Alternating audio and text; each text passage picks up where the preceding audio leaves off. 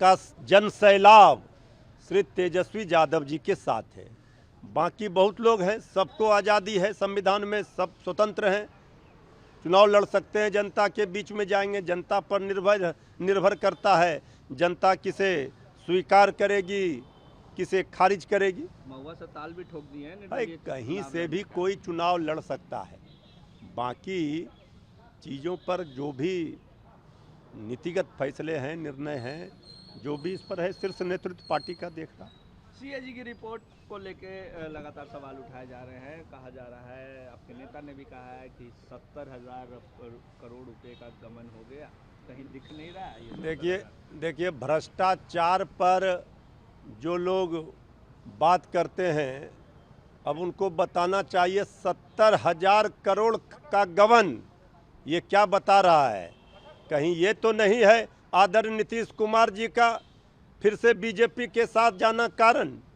बहुत सारे सवाल खड़े हो रहे हैं। भ्रष्टाचार की गंगोत्री बह रही है बिहार में, ये सीएजी का रिपोर्ट बता रहा है। जब 70,000 करोड़ का हिसाब ही नहीं मिल रहा है तो जनता की गाढ़ी कमाई को लूट लिया, तो लूट की छूट है। अब ये सरकार की विदाई है, एक और भ्रष्टाचार है, एक और अपराध है, चारों ओर हाहाकार है।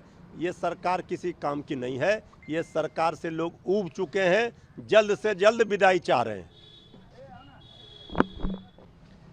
एनसीईआरटी के टेक्स्ट में अब ऑपरेशन सिंदूर का भी जिक्र किया जाएगा, क्लास 3 से 8 और 9 से 12 के। देखिए ऑपरेशन सिंदूर का जिक्र किया जाएगा बुक में। सेनाओं के, देश के सेनाओं के शौर्य पर गर्व है और 150 करोड़ हिंदुस्तानियों के सेना पर जो भरोसा और विश्वास है, सेना के हाथों में देश सुरक्षित है। सेना के शौर्य को, उनकी वीरता को तो पहले भी पढ़ाया जाता रहा है, लेकिन ऑपरेशन सिंदूर में तो पढ़ाने के बाद ये भी उसमें आएगा कि अमेरिकी राष्ट्रपति ट्रंप ने मध्यस्थता कराई, सीज फायर कराई। ये कभी देश स्वीकार नहीं कर सकता तीसरे देश की मध्यस्थता।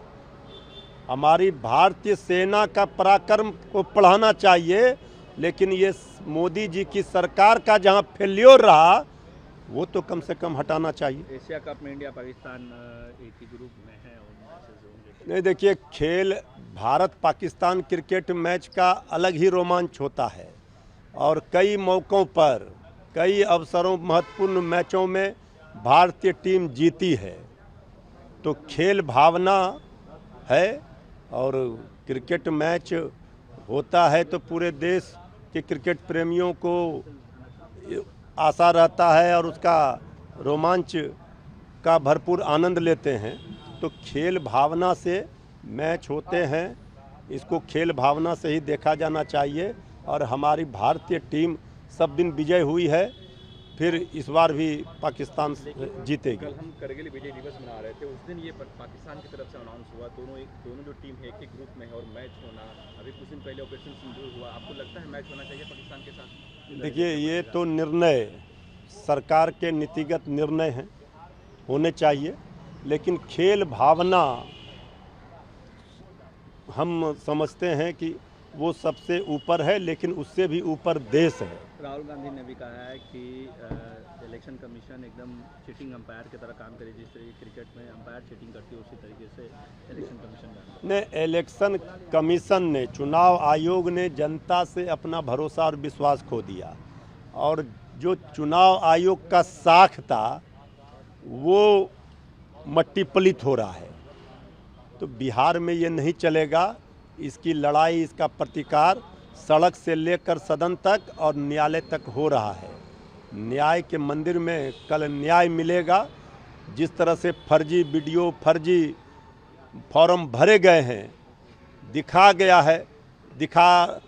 रहा है वीडियो जो वायरल हुए हैं, तो चुनाव आयोग, माननीय न्यायालय भी इस पर संज्ञान लेगी कि बिहार में एसआईआर के नाम पर बड़े पैमाने पर फर्जीवाड़ा हुआ है और जो असली वोटर हैं, जेन्युइन वोटर हैं, सही वोटर हैं, उनको वोट देने के अधिकार से वंचित करना लोकतंत्र के लिए ठीक नहीं है।